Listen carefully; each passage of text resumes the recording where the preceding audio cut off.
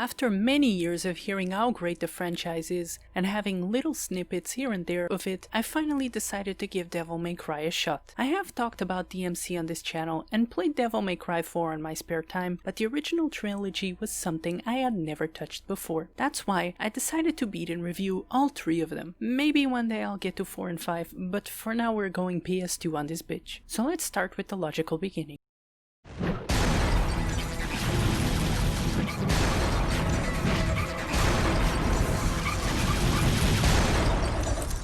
Let's rock, baby.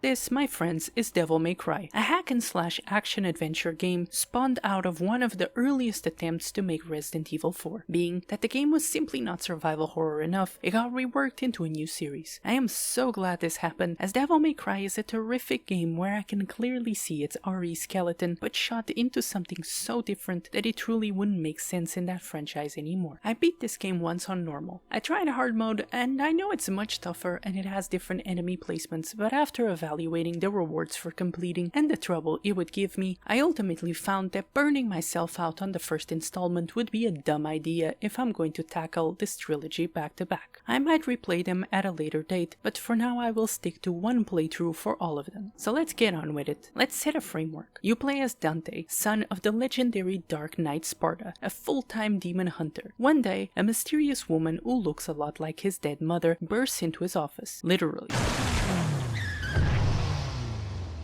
and offers him a job. The both of them travel to an island filled with demons to stop the demon emperor Mundus, which just so happens to be who Dante blames for the death of his brother and mother. The story is not really the focal point of Devil May Cry and is actually one of the aspects that I have a problem with, but I'll get to that later. For now, let's discuss the combat, which, to be honest, other than Dante, of course, is what everyone thinks of when they hear the name Devil May Cry. Okay, wait a second. So, a bit of a disclaimer here, I am absolutely terrible at this game, so the footage you will see here for the most part will not be ideal or cool in any way, shape or form. Since the game didn't have any tutorials, maybe it does in the menus, but I'm kinda lazy. I only found out about certain mechanics and buttons after a while. Even now, I'm not really sure if I know everything, so you've been warned. The combat is all about style, incentivizing you to always be on the guard. On screen, a score will be awarded to you according to how well you do, going from dull to sensational. This grade system also extends to the end of each level, where you will be rated from D to S based off a few criteria. The combat can be pretty simple or complex depending on your skill level. For me, for example, it was pretty simple since I suck at it. You have a main weapon, which in my case was Alistor, and a side weapon, which for me was predominantly the grenade launcher. To shoot, you must be pressing the targeting button, which also lets you use the dodge, which kinda sucks by the way. Devil Trigger will also be a very important part of your arsenal, essentially a boost your strength and speed. You're gonna want to use this as much as possible, as you can absolutely melt enemies with this and it can be replenished fairly quickly. Killing enemies and destroying things will give you red orbs, which can be used to buy items and new abilities for your weapons. Both abilities and items are very important, both to make the game easier on you and in the case of the abilities to make the game more interesting. I didn't get all the abilities, but the ones I got were pretty cool. If I would have found out about the right analog click to quickly change weapons earlier, I might have bought and used more abilities from Ifrit, but again, no tutorial, so I didn't know. Ultimately, it didn't matter, because I quickly found out that using the grenade launcher was the most OP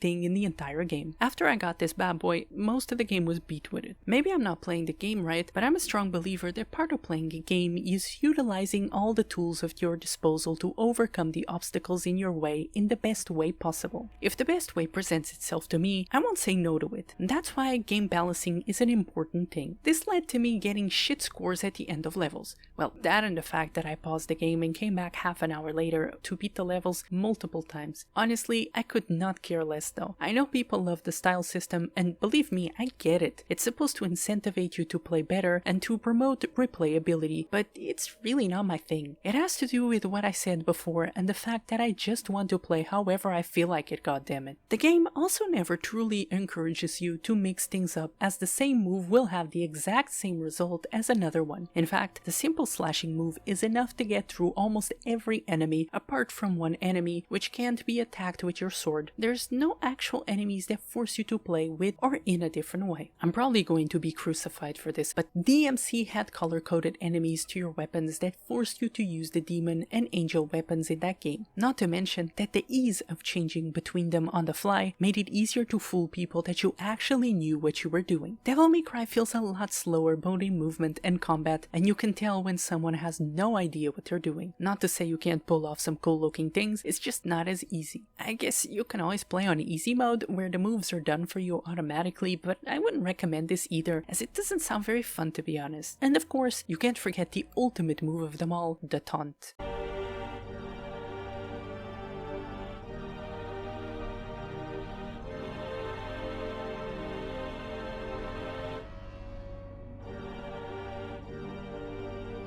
The game has two types of hidden thingies, secret missions and blue orb fragments. 4 blue orb fragments make a blue orb that enlarges your health bar. Devil Trigger can be enhanced too, but you must purchase those with red orbs. I guess you can also buy blue orbs, but it's not the most cost efficient thing. The secret missions also give you blue orb fragments for completing them, and real talk, I didn't do any of them. I tried 2 of them, one that you needed to critical hit the enemy and another where you fought 2 rock spiders at the same time. I'm not really sure what I had to do on that one. I wasn't having fun attempting them, so I just ignored them completely. I also didn't want to lose all my yellow orbs, which are your retries, so I didn't even bother. Something that Devil May Cry absolutely nails is its atmosphere and environments. I found the graphics and aesthetic of the game to hold up extremely well. I was amazed at just how good these places looked. They were never overwhelming, and I always understood where I needed to go in an intuitive way. Whether it's the castle itself or the sunken pirate ship, all looked really good. All the places are also connected in a natural feeling way, which is something I honestly appreciate. Also, the fleshy parts of the game are so gross and bold, and I couldn't help but be amazed at them. Oh, one last thing, fuck the tentacles on this level, seriously, fuck them. The depth perception is a different story. Countless times I got stuck on a staircase or failed a platform thanks to simply not being able to properly understand where the hell I was. The camera didn't help either. Resident Evil fixed camera angles with a more modern style character movement led to a lot of frustration, either because I ended up changing camera angles while in combat, which made me lose sight of the enemy, or just simply made me go back while I was just walking around and the camera changed abruptly. And oh my god, the FMVs or whatever the hell that was are absolutely horrendous. My god, this is so bad. Why would you upscale the entire game and then leave these scenes at such a low resolution? I mean, look at this, it honestly speaks for itself.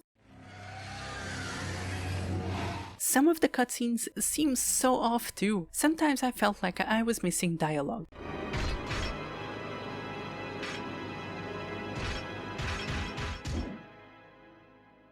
It makes things a bit awkward, but you can't speak of awkward without mentioning the water levels. Crap, the water levels are so clunky and awkward. It feels disorienting, and they came out of nowhere. I mean, the entire game is in third person, and then it jumps to first person when you go underwater, and they had the balls to force you to have combat in these sections. And granted, not a lot of it, but combat nonetheless. It just always ended up with me trying to turn around after being hit constantly from behind. At least there wasn't a lot of them, or else the game would have gotten thrown out the window. In between very few levels, something really bizarre happened too. Usually the missions end and you get into the next one immediately, provided you press next basically. But 2 or 3 times this doesn't really happen. They load you into the world and you can walk about 1 or 2 minutes and then you get the title card thing for the next mission. At first I wasn't sure if it had a significance, and guess what? It actually doesn't. Also, the intro of the game cracked me up so much. I mean, look at it. Sparta is dancing. Just trade the music and it's a perfect fit.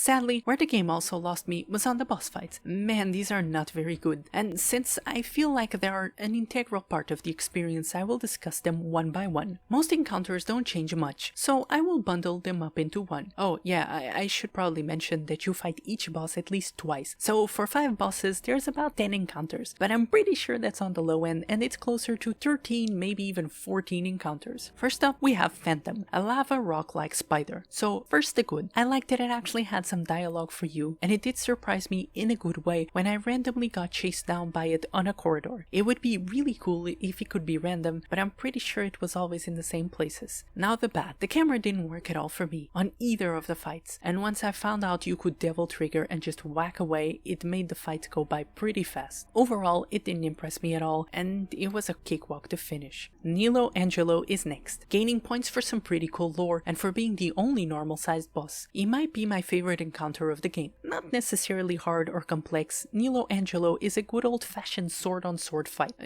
except for the teleportation, energy beam, and the barrage of magic swords he throws at you. Other than that, he will slash at you with his sword and then laugh at you. Once again, I learned that Devil Trigger will even break through his defense and absolutely melt him. The camera gets a bit in the way, but I found that not as much as in the other fights. The teleportation in the first encounter gets so annoying and cheap since he always tries to hit you while you're trying to jump to reach him. Nevertheless, pretty decent. Sadly, from here on, it's all downhill. So Griffin is so annoying because he is a flying enemy, meaning the camera will constantly shit out on you. Especially bad on the third encounter. It truly becomes a chore to find him and even a bigger chore to face the camera towards him. It's a bit harder to melt his health bar with DT, but it still helps a lot, especially if you use the rocket launcher. Nightmare is the second to last boss in the game, and it's the shittiest of them all. Seriously, I refuse to try the last encounter again to the point where I used an invincibility item just so I wouldn't lose. This one has a stupid gimmick where you have to go hit the thing on the wall repeatedly to keep the lights on. Only then you can do damage to it, but not on its full body because that would be way too generous. No, only in one little ball that is not always in the same place or visible. Seriously, these fights suck, so I devil triggered as soon as I got to the ball and tried to finish as fast as possible. I can't even say I appreciate the variety because I think the game would have been better without these encounters. Finally, the last boss, Mundus. The game turns into a shmup for this one specific part, and for some reason the controls get inverted, and as far as I know, you can't really reverse them. This made the encounter so much more annoying, and I just ended up spamming the devil trigger replenishing items that I had hoarded to use the special moves you use when you trigger DT on this phase. Then phase 2 starts. Honestly, I don't know what I did on this one. Just break the big rocks which give you full devil trigger and constantly use it and shoot. Before I knew it, it was really done. The third and last time you see Mundus is a joke of a fight, so I'm not sure if it even counts. Overall, the bosses are kinda bad. I can't really say I enjoyed them, but I guess there's...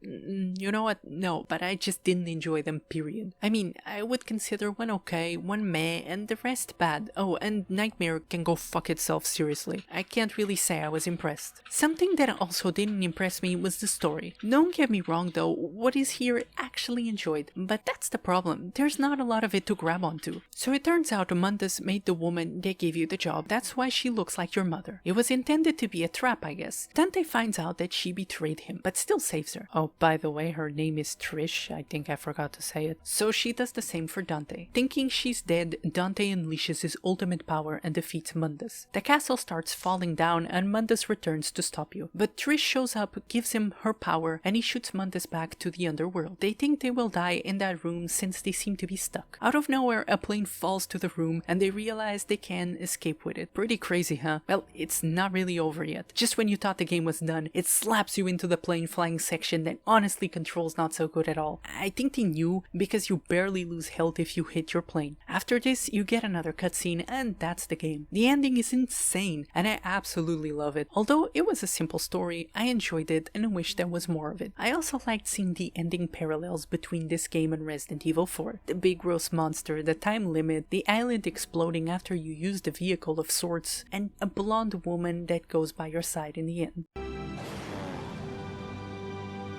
The lullaby song in the end of the game sounds so good. In fact, the entire soundtrack is great, and it's a highlight of the game. Devil May Cry is a bit rough, but you know what? I actually really liked it. The highlights are so strong that they overshadow the bad parts. Luckily, the combat is a good part. It's always fun to kill the grossly cool enemies, even if I did find it a bit simple. I would not skip this game, as there is enough here to justify at least one playthrough. Time will tell if I enjoy the other games, but this one gets a thumbs up from me. One last thing I want to add, not only are the enemy designs good, but I also love how Dante keeps a journal of all of them with details on their attacks and a bit of a backstory. This is what I mean. The game might be rough, but the soul and structure of the franchise is already all here, and that is something you can say about all first entries. And with this, I am done with the review. Thank you so much for watching. If you enjoyed and want to see me cover Devil May Cry 2 next, then make sure to subscribe and hit the bell icon. And of course, leave a like so I know this didn't suck. But hey, if it did, make sure to tell me either with a dislike or a comment below. I would also love to hear everyone's opinions on the original Devil May Cry. I know there's a passionate fan base for these games, and I would love to hear from some franchise veterans. Anyways, I'll stop rambling now. Thank you so much for watching, and I hope to see you next time.